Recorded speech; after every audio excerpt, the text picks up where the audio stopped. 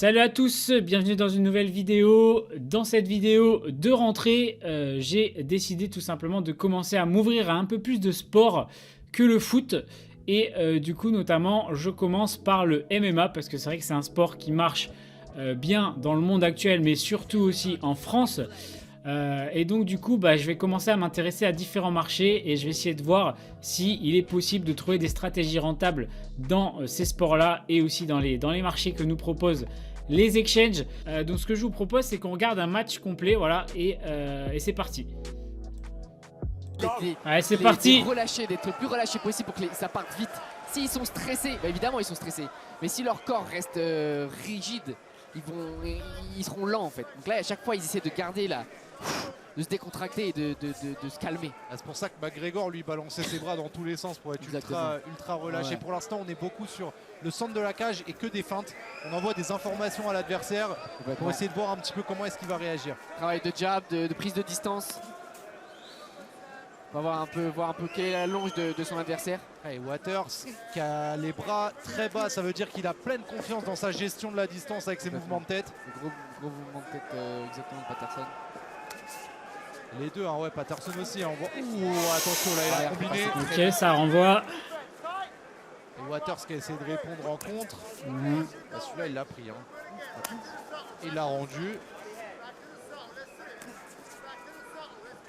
Il y a les changements de garde, hein, j'ai l'impression du côté de Patterson. Non, il est resté les gauchers, les droitiers. Oh là là là là.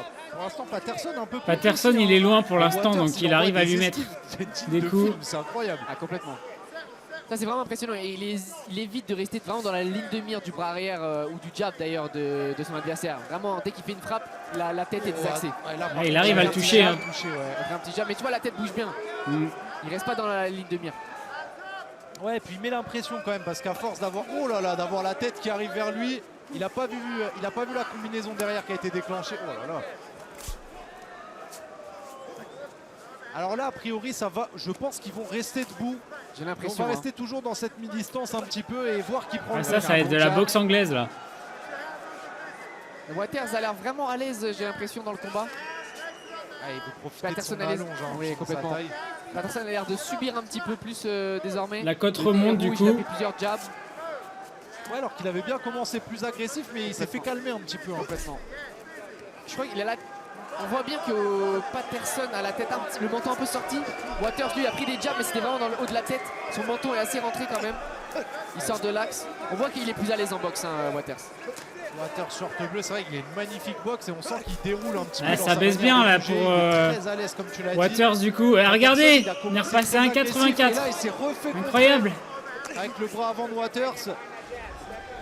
Et là, ça doit lui rentrer des choses dans la tête un petit peu. Tu vois, tu as été contré, tu commences à saigner du nez. Ça peut te perturber en effet. Il commence à être bien touché au nez. Il a la tête vraiment sortie.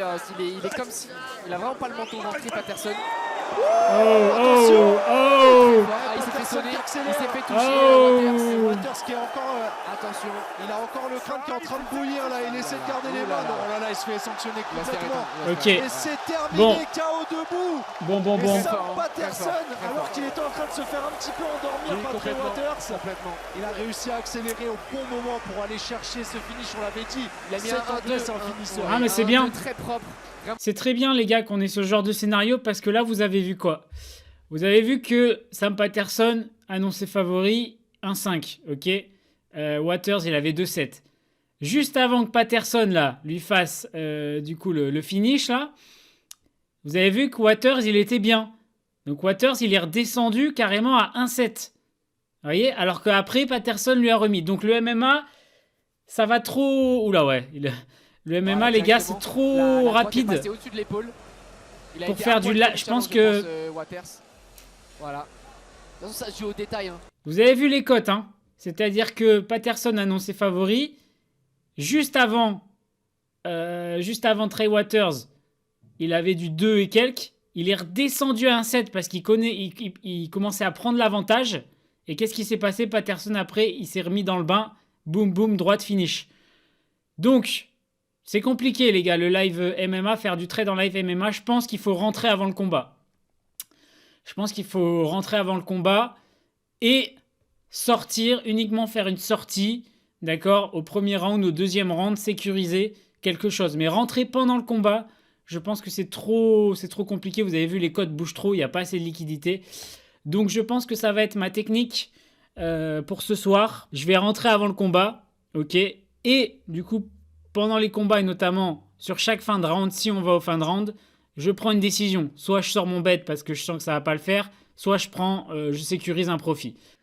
Ok les gars, ça y est, on y est, le main event de ce soir. Donc Imavov contre Borralho. Big match aussi avant, BSD. J'étais sur la télé là, donc BSD contre Rufi aussi. BSD, il avait du 2-4 sur sa cote. Voilà, après tu vois, c'est comme je t'ai montré là, par exemple le match d'avant, Sam Peterson qui était à 1-3, la cote elle a bougé, puis après il a gagné. Là BSD, j'ai regardé sa cote 2-4, puis il est rebaissé à 1-5, puis quand il a mis le coup de genou, c'est remonté. C'est un peu chaud en fait le live en MMA, je me rends compte que c'est quand même assez chaud. C'est pas, tu vois, comme le football où tu as vraiment une domination et bah boum, tu rentres et tu as un but. Donc là, je vous propose de faire quand même, de tester un petit truc sur Imavov. Je mets 10 balles, ok. Et tout simplement, je regarde le match et je vois ce qui se passe aussi en live par rapport à la cote. Voilà, comme ça au moins vous aurez un exemple sans trade avec la vidéo. Je peux pas filmer malheureusement, comme vous voyez, j'arrive pas à filmer le match. Donc je vais vous mettre les commentaires. J'ai 20 secondes de décalage aussi, donc moi je vais sur la télé pour aller voir ça. Mais ouais, je vais mettre 10 € et je vous propose de vous filmer en fait tout le match. Donc allez, c'est parti. On se fait un vrai test en live sur Imavov et puis let's go quoi. Nicolas Haute l'a rejoint pour Roman Dolidze. Effectivement, les mots. Allez, c'est rentré à 2,22. Je mets 10 €. Comme c'est pas mon sport de prédilection, je vais pas mettre un gros stack. Et puis let's go, je vous filme tout ça. Allez les gars, c'est parti. Je vous filme tout le combat et comme ça vous voyez tout le marché, comment ça bouge. Regardez en bas à droite de votre écran, c'est le Brésilien qui est favori pour ce combat. C'est incompréhensible. La boxe de Nassourdine va parler ce soir.